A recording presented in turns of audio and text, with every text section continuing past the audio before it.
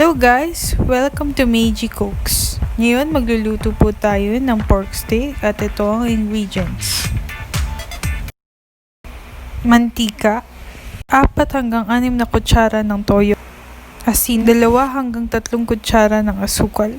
Pamintang durog, 1 buong sibuyas at 2 pirasong bawang at 1 nor pork cube. 8 to 10 pieces calamansi. Pigain ng calamansi at iset aside. Kalahating kilong sliced pork or 500 grams. Hiwain ng pino ang bawang at hiwain na ang sibuyas into rings. Pero ang parte ng sibuyas na mahirap hiwain, pwede ding hiwain ng mabuti or rough chop. Pagsamahin lahat ng ingredients at kalahating basong tubig sa isang bowl para mag-marinate, pero mag-iwan ng onting bawang at sibuyas panggisa.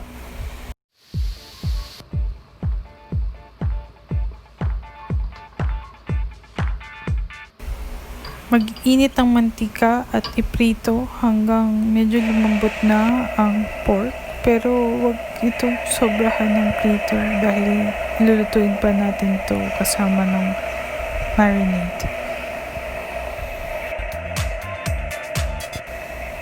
Prituhin ito by batch at huwag sabay-sabay.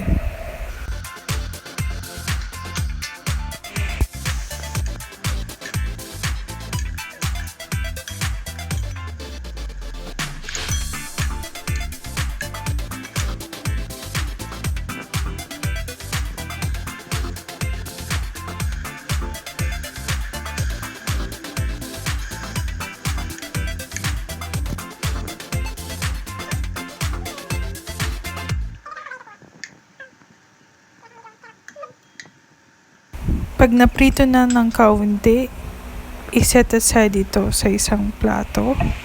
At pagkatapos, isaute ang bawang at sibuyas. Gisayin na ito.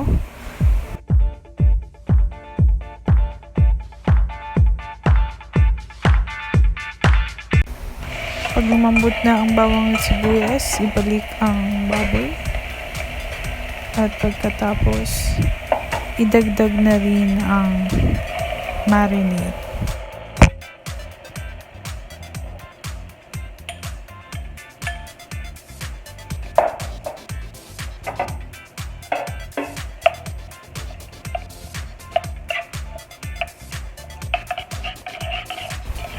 Pakuluan ito sa mahinang apoy ng 15 to 20 minutes o hanggang sa lumambot na ang baboy.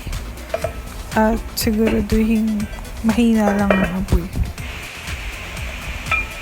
Idagdag na rin ang nor pork cubes habang ito ay kumukulo at siguraduhin haluin ito paminsan-minsan upang hindi umikit ang ilalim at masunog.